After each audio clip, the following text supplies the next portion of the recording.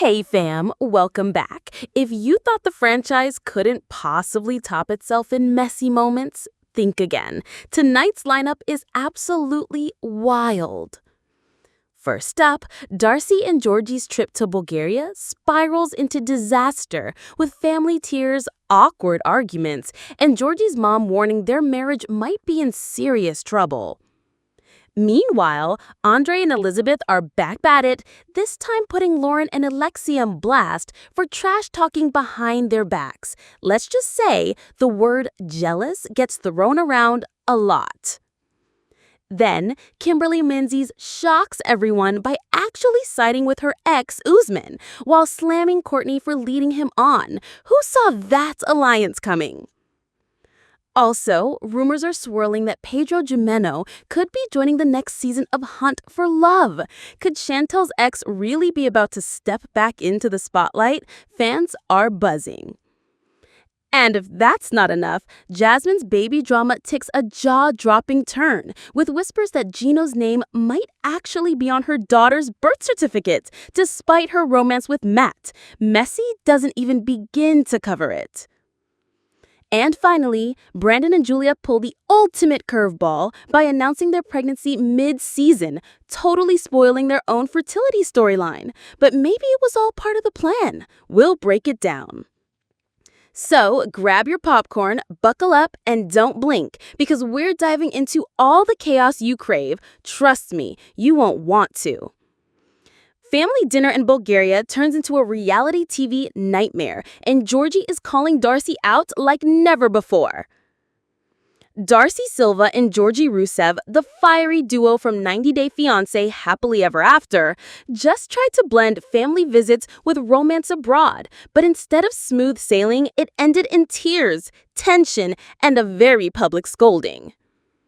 It all started at the family dinner table. Georgi's mom wanted to hear how her son's marriage was going, but Darcey didn't hold back. She openly vented about communication issues and Georgi's emotional distance on day one of meeting his parents. You could practically feel Georgi's soul leaving his body as Darcey shared marital problems over the soup course. Afterward, Georgi admitted he felt humiliated, telling Darcey, "You made me look like a failure in front of my family." He scolded her for squabbling in front of his mom and dad, confessing that he had dreamed of this reunion being smooth and positive. Instead, he felt judged and exposed. And it wasn't just Georgi raising eyebrows. His sister Nicolina threw shade too, doubting if their marriage could ever last since they don't have kids. She hinted Georgi should focus on starting a family, not drama, and even raised concerns about Darcey's age. Remember, Darcey and her twin just turned 50, and that detail wasn't lost on the Rusev family. The emotional toll hit hard. Darcey, always one for dramatic tears, broke down again. She said Georgi goes standoffish and quiet whenever she tries to talk, while he countered that she pushes problems too fast. His mom tried to mediate, gently telling them to speak softly to one another and stop making mountains out of molehills. But the damage was done. Georgi confessed to cameras that he felt ashamed and embarrassed, adding that Darcey's constant crying made the whole reunion more stressful. By the end of the trip, the couple agreed they might need therapy. Yes, therapy suggested by his parents. For Georgi, the trip meant reconnecting with family. For Darcey, it became another stage for tears, apologies, and miscommunications. Fans online had plenty to say. Twitter lit up with memes of Georgi's pained expressions at the dinner table. One fan tweeted, "Georgi flew 13 hours for dinner and a roast. Poor guy never stood a chance." Another commented, "Darcey crying in front of the in-laws is peak Darcey content." Meanwhile, Reddit threads debated whether Darcey was brave for being honest or selfish for making it all about her. Stick around, because the family fights aren't stopping here. And just when you thought Darcey and Georgi were the only messy couple in town, Elizabeth and Andrei are gearing up to call out Loren and Alexei for some behind-the-back trash talk. Elizabeth Pothast and Andrei Kostrovitz are never far from drama, but this time it isn't family feuds. It's their fellow castmates Loren and Alexei who find themselves in the hot seat after being accused of talking behind their backs. The setting was supposed to be casual, a little hangout with Loren, Alexei, plus Yara and Jovi. Instead, it turned into a showdown. Elizabeth came in loaded with receipts, or at least with what she heard through the grapevine. She tells Loren point blank, "I did hear that you think my husband is a horrible person." Loren swears she never used those exact words, but she doesn't deny she's had concerns. Her explanation? "I think the way he talks to you is horrible." To her, that's not calling him a horrible person, it's just criticizing his aggressive communication style. Andrei, of course, isn't buying it. His intensity goes up, accusing Loren and Alexei of gossiping behind closed doors. Libby jumps in too, frustrated that her so-called friends can't seem to stop dissecting her marriage. The tension doesn't stop there. Elizabeth drags Alexei into the fray, confronting him over comments about her body. She accuses him of body shaming, pointing out that for all his flaws, Andrei has never stooped that low. Alexei shrugs it off, but the dig clearly lands. Meanwhile, fans watching at home had plenty to say. One Twitter user posted, "Andrei and Libby thrive on chaos. If they can't fight family, they'll fight friends." Another chimed in, "Loren's face when Libby said horrible person is meme material for days." Reddit threads split down the middle. Some say Loren and Alexei were just voicing real concerns.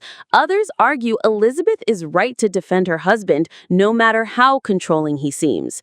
Access Hollywood even picked up the story, highlighting how Loren clarified her remarks and apologized, though she did end up calling Andrei a dick on camera. Not exactly the apology Andrei was hoping for. By the end of the night, nobody walked away happy. Elizabeth insisted she and Andrei are stronger than ever after his apologies for past mistakes. Loren looked blindsided that her words traveled back to Libby. And Alexei? He seemed unbothered, sipping his drink while the drama swirled. For viewers, though, it was classic 90 Day Fiancé content. A small comment exploding into a full-blown fight, proving once again that these couples are just as dramatic off family turf as they are on it. Don't touch that dial because the cast drama only gets spicier from here.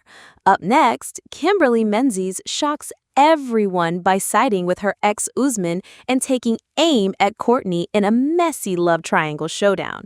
You'd think after her roller coaster with Soulja Boy, Kimberly would be the last person to defend him, but at the latest Hunt for Love Tell-All, she flipped the script, calling out Cortney Reardon for leading him on and sparking a whole new wave of fan debates.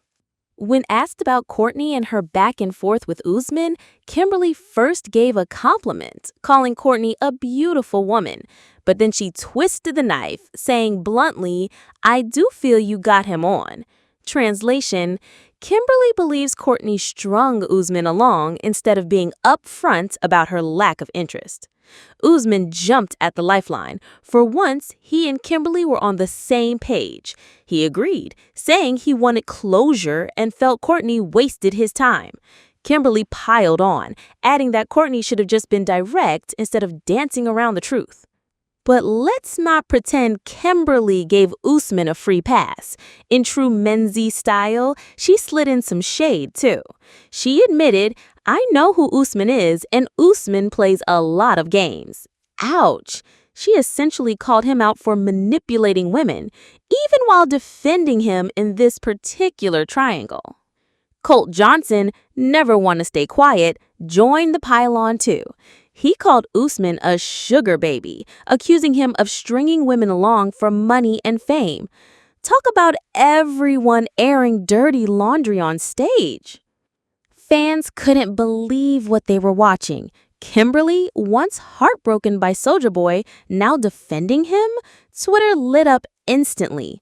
One fan tweeted, "Kim siding with Usman is the plot twist I didn't have on my bingo card." Another wrote, "She can drag him and still defend him. That's toxic loyalty right there."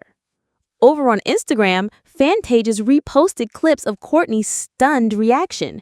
She tried to defend herself, insisting she wasn't leading anyone on, but with Kimberly and Usman double teaming her, the optics were brutal. Reddit threads debated whether Kimberly was being authentic or just stirring the pot for screen time. Some pointed out that Kimberly's always had a soft spot for Usman, even if she won't admit it. Others think she just wanted to hold Cortney accountable since leading someone on is a sore spot for her after everything she went through. Keep it locked, because if you thought this tell-all drama was wild, just wait. Up next, Pedro Jimeno is making headlines with rumors he could be joining Hunt for Love Season 2, and fans are already buzzing about what that would mean. The first season of Hunt for Love was pure chaos, hookups, betrayals, wild nights, and a surprise appearance from Chantel Everett herself. And now, with Season 2 allegedly in the works, fans are asking who's brave enough to sign up next. One name is topping the list: Pedro Jimeno. According to Buzz Online, Pedro checks every box for the controversial singles retreat.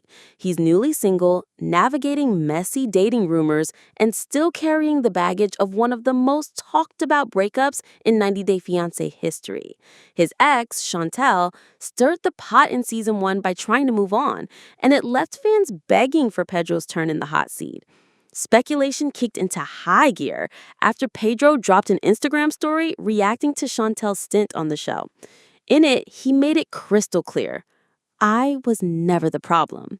Fans saw that as a sly hint that he's ready to reclaim the narrative, maybe even on camera. Adding fuel to the fire, Pedro has been linked to romance rumors with Sophie Sierra, who fans will remember as Rob's ex. The relationship fizzled out before it got serious, but it proved Pedro's still on the dating scene, and maybe perfect casting for Hunt for Love's next messy season. Blog site Swoan even noted that Pedro fits the requirement perfectly for the show's singles lineup. Alongside other infamous names like Big Ed, Larissa Lima, Vanja Gerbich, and Michael Ilasami, Pedro could bring the drama, the shade, and the inevitable tears producers love. Fans are divided, though. Some can't wait to see him jump back into the franchise, calling him reality TV gold and saying he'd bring the perfect mix of stubbornness and charm. Others, still salty over the family Chantel, want him nowhere near Chantel again, fearing the show would just reopen old wounds. Reddit threads are already packed with speculation about what a Pedro appearance would mean. One fan joked, "Chantel better book a spa vacation if Pedro shows up, because she'll need it." Another said, "If Pedro's in, I'm grabbing popcorn. It's about to get messy." Of course, TLC hasn't officially announced Season 2 or confirmed any cast, but insiders note that the strong fan reaction to Season 1 makes a return almost inevitable. And if Pedro does sign on, you can bet the producers will milk every ounce of drama between him, Chantel, and anyone else brave enough to share the screen. Stick around, because if you thought Pedro maybe joining the singles retreat was wild, just wait. Next up, we've got Jasmine Gino caught in a jaw-dropping baby scandal with whispers that his name might actually be on her daughter's birth certificate. So here's the tea. Jasmine Finetta shocked viewers last season by showing up pregnant, but not with Gino's baby. Instead, she revealed she was expecting with her best friend, Matt Brannis, who she's been linked to in an open marriage situation. Messy already, right? But things just got even wilder. Rumors are flying that Gino's name might actually appear on baby Matilda's birth certificate. Fans first caught wind when Jasmine shared new photos of her daughter, and Gino's sister-in-law, Michelle, commented, "Baby P is getting so big. Auntie loves you." Jasmine replied with, "My Palazzolo girls." Cue collective gasps. If Jasmine is calling her daughter a Palazzolo, that suggests Gino's surname and possibly his legal recognition is tied to the child. Since Jasmine and Gino are still legally married, even amid separation rumors, it's not totally far-fetched. In many places, a husband can automatically be listed as the legal father, regardless of actual paternity.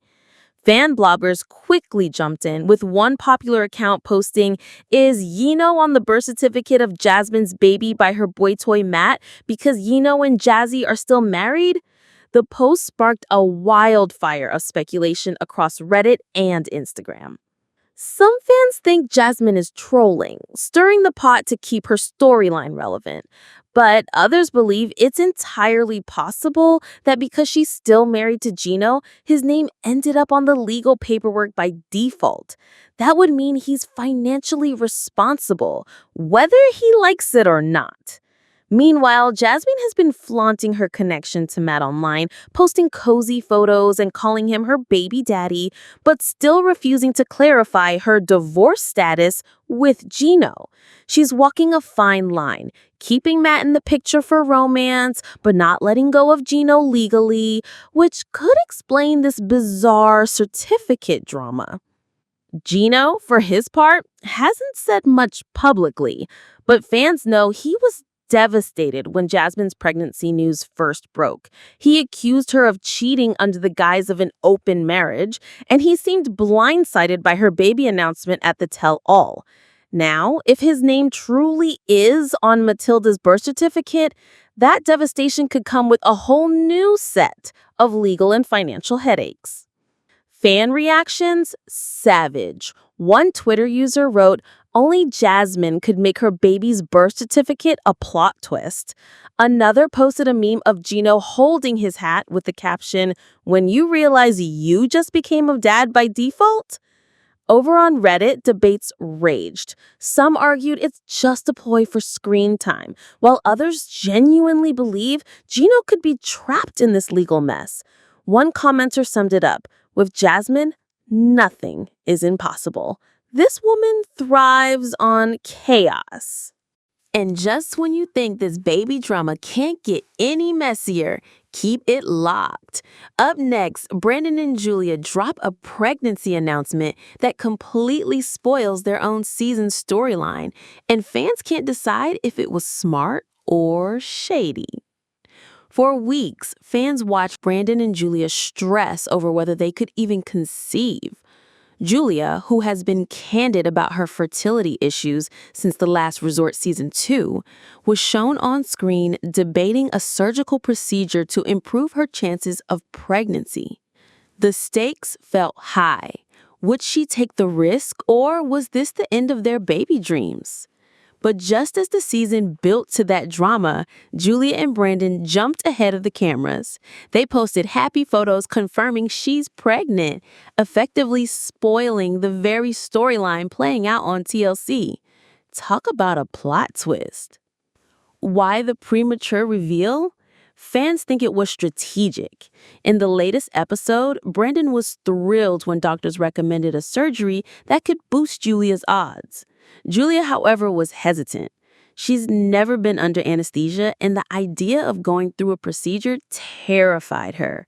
If fans have to sit week after week watching her agonize over the decision, the criticism could have been brutal. Instead, Julia and Brandon dropped the pregnancy bomb early. By showing the world they've already succeeded, they silenced speculation about whether she made the right choice or whether Brandon was pressuring her. It shifted the conversation from judgment about fertility to excitement about new parenthood. The fan base response was mixed. Some applauded the couple for taking control of their narrative. One Instagram comment read, "Good for them. Why let the show milk your pain when you've already moved on?" Others sighed as disrespectful to the franchise's storytelling. A Reddit thread slammed them for ruining the suspense and questioned why they even filmed the storyline if they planned to spoil it. Meanwhile, Twitter exploded with memes. One popular tweet showed Brandon and Julia holding their ultrasound with the caption, "Congratulations, you played yourself and the producers." Another fan joked, TLC editing team just threw their laptops out the window. Still, Brandon and Julia didn't seem fazed. Julia beamed in her announcement post, proudly showing off her baby bump. Brandon, always a little quieter on social media, kept it simple with heart emojis and a promise that the best is yet to come. Behind the scenes, insiders say this kind of spoiler isn't unusual. Reality stars often struggle with balancing real-life milestones and TV contracts. In this case, Brandon and Julia may have decided the joy of sharing their news outweighed the risk of annoying producers. What we do know is that their decision has shifted fan focus.